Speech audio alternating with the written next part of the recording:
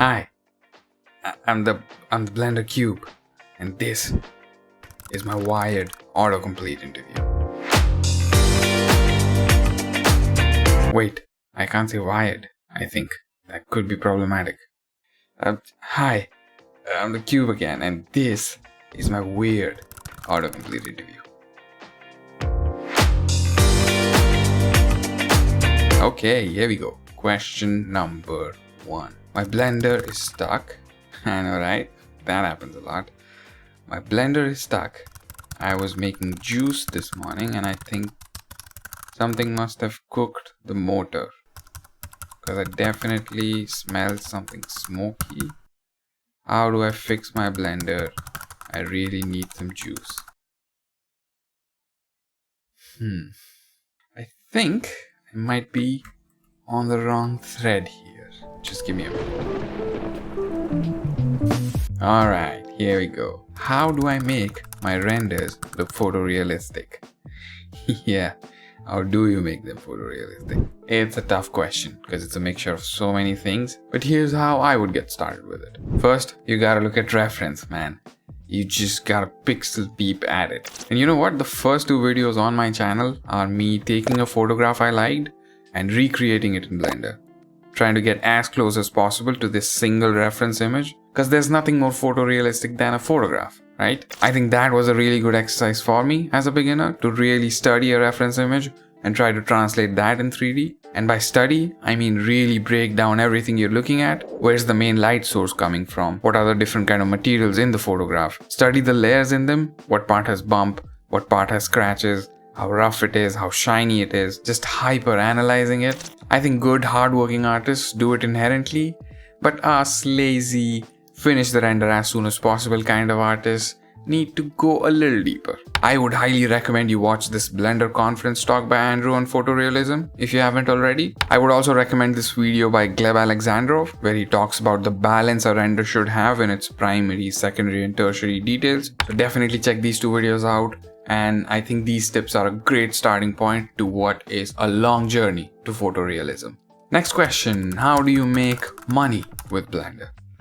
Oh man, this is a fun one, because I think literally a year ago, I think the answer to this question would have been very different. But now, with the rate at which AI is advancing, I think the landscape has completely changed. I can no more confidently say that, hey, why don't you make really good 3D models and sell them online? Or make really cool PBR textures and materials and sell them online. Because it doesn't seem like a future-proof way to make money anymore, unless you already have an established brand or unless you're making something very unique. But if you're new, I would not recommend a lot of these methods as a starting point anymore. And I think you should just start making stuff that interests you and start posting it on TikTok or Instagram or YouTube or wherever. You're interested in cars? Make car animations, and maybe a car company will reach out to you for a project. You like motion graphics?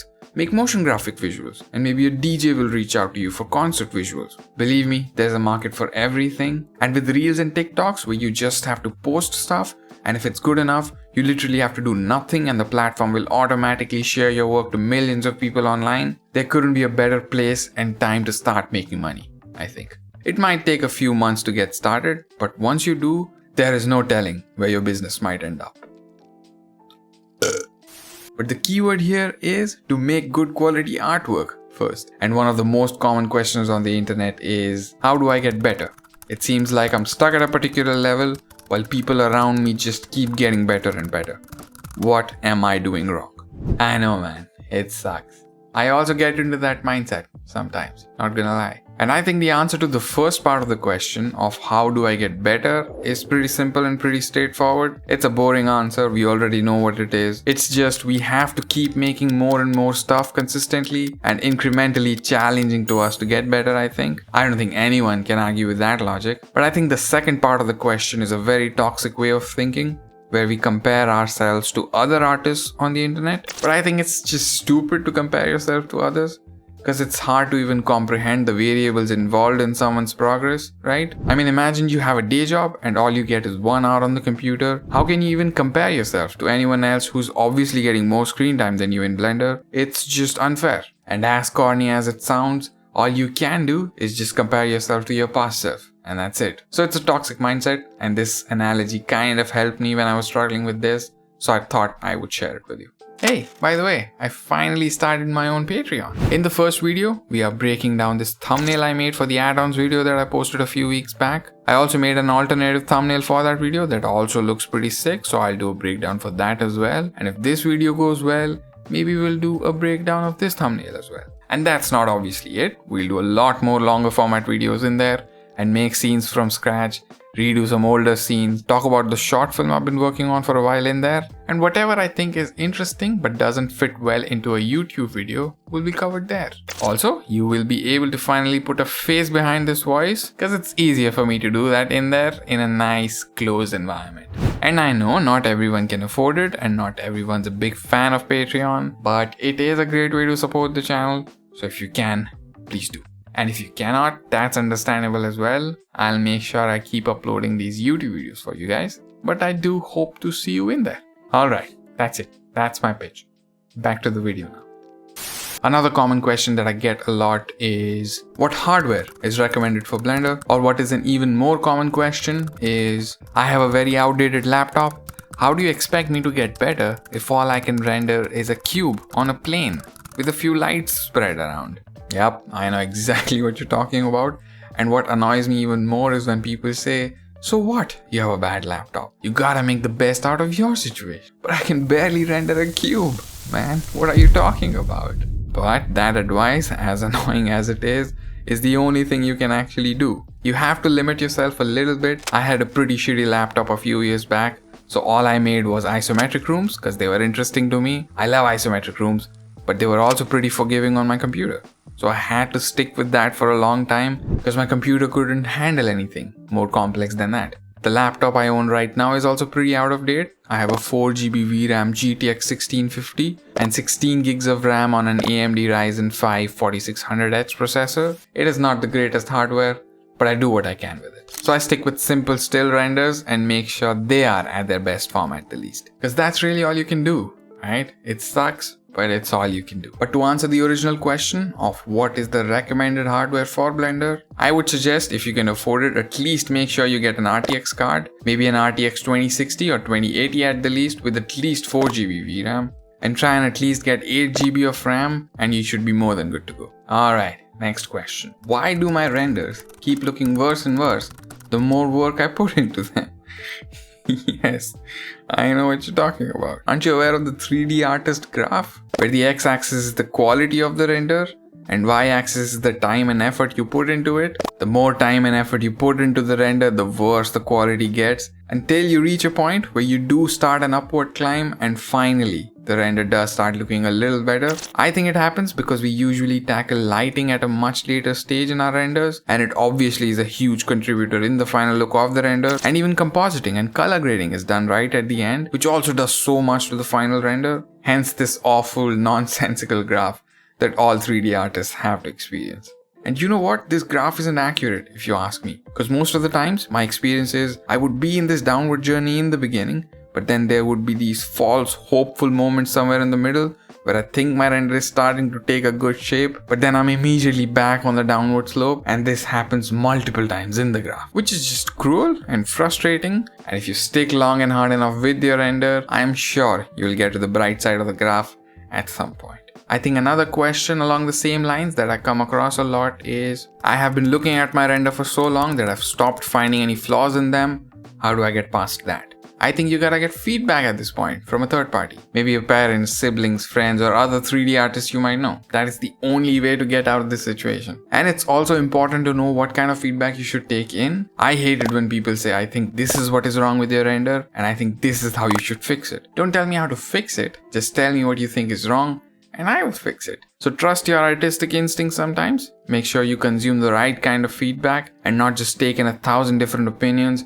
and try to implement all of them at once. And also, I'm sure you're thinking, I don't have any 3D artist friends. I'm tired of getting feedback from my mother, and I think she's also getting tired and might kick me out of the house. I get that too, but you gotta reach out to people. Join some Discord servers and talk to some 3D artists in the community. It's hard, I know, because most of us here are introverted, shy little babies, but you have to do it if you want to get feedback and get better. And feedback is really important.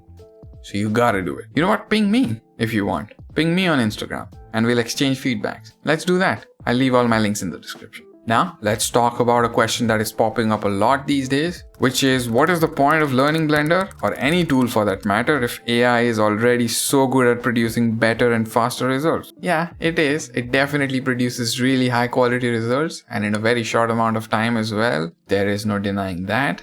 But where is the fun in that? I enjoy the process of making something myself from scratch, even though it is not always the best time. The process is what attracts me more as an artist than the final render at the end of the day. Am I then saying that AI is all bullshit and people who are using them are not real artists? No, not at all. I'm actually very excited about what AI will enable us to do in the near future. Because I feel like in a matter of few years, all of us will be able to produce bigger and better stories with the help of these tools. Motion capture, rotoscoping, retopology, and all these boring technical aspects of making a story will be really eased out with these tools. So it's hard not to be excited by it. But I think this fear that people have that AI will just replace us all is kind of out of proportion in my opinion. And you know what? Even if it does, it will replace all of us and we'll all be in this together. And I guess we will figure something out if it does happen. I think that is a comforting thought. And to answer the question of why should I even learn Blender or any tool or any skill at all if AI is going to be able to do it all for me, I think I have an example for that. The Corridor Digital team launched the rock, paper, scissors video a few weeks back and I think it looked so good. But do you think that just happened because the AI tools they used were really good? I don't think so. I think it looked good because it was made by a team that already had so much experience in design and storytelling, skill that they had been developing for the past decade or so. So they knew how to capitalize these tools and make something cool faster and better. Do you think the knowledge you will gain while learning a tool like Blender will go to waste when these AI tools do take over? Do you really think if I just randomly picked a lawyer off the street and handed him these AI tools and put him against you, an artist who has been learning all these 3D modeling and texturing and lighting skills all these years, will be able to produce better results than you? I don't think so. So all these design principles and storytelling skills you have developed over all these years or will be developing over the years till all these AI tools do completely take over will definitely come in handy. I have no doubt about that. But for now, let's move on to the next question, which is, I'm a beginner at Blender and I don't know where to start. Can you give me a full roadmap? Yes, of course. This is how I would approach learning Blender if I were a beginner again. First, you gotta watch a free beginner YouTube tutorial series. I would recommend this Blender 3.0 Basics course by CG Cookie, or this Blender Beginner Donut series by Andrew, or this Introduction to Blender by CrossMind Studio. Watch at least one of them, and if possible all of them, because this will help you understand the UI and functionalities of the tool, which I am sure looks way too intimidating to a Blender beginner. After this, I would recommend you watch a paid Blender course, because trust me, these free tutorial series are great, but a paid course will just take you to the next level in no time at all. I would suggest the Blender Launchpad course by CG Boost. If not that, then the complete Blender Creator course up on Udemy. And if not that either, then any beginner course by Southern Shorty on Skillshare will do as well. And I know basics and fundamentals are kind of boring, but if you somehow get through it, all these random YouTube tutorials that will pop up in your homepage will make a lot more sense. If you just watch a few beginner series on YouTube and try to make sense of everything in these random YouTube videos you will find in your homepage, they will for sure confuse you even more. So try and take a paid course if you can. I think it will smooth out the experience a little bit for you. But I think that's it. I wanted to do a lot more questions, but obviously you gotta keep the video short and snappy here on YouTube. So how about we carry this video on in the comment section below? Ask away any question you might have regarding Blender or 3D in general, and me or anyone in the community will try and help you out in the comment section. Thanks for watching this video till the end. If you did, I really appreciate it. I'll hopefully see you guys in the next video. So bye-bye.